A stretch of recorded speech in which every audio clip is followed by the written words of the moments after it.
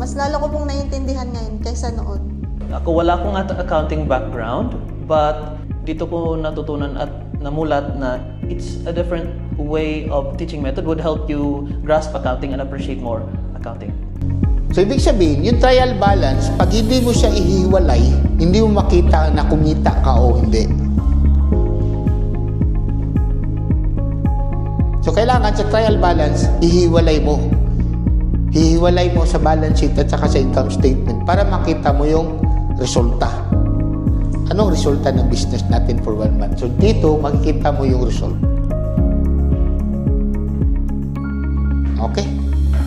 Ang natutunan ko kay Sir Arvin is mas napadali kong naintindihan kung paano mag-accounting, which is hirap ako noon sa subject ko noon, which is parang iniiwasan ko siyang subject nung way back college time ko.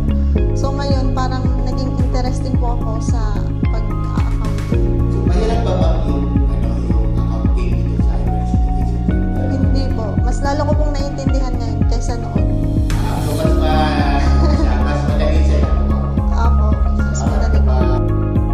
It's awakening, and then lahat ng mga teaching methods way back college, it's a different part of teaching accounting, and it's very applicable to our work.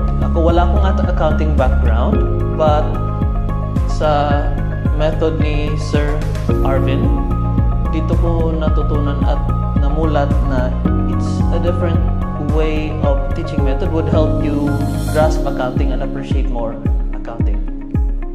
Ano po yung gusto mong sabihin sa ma'am, sa mga kababayan natin dyan na may plano na mag-enroll ng accounting?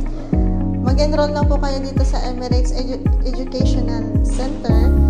Mas marami po kayong matututunan, especially kay Sir Arvin. Okay, thank you po.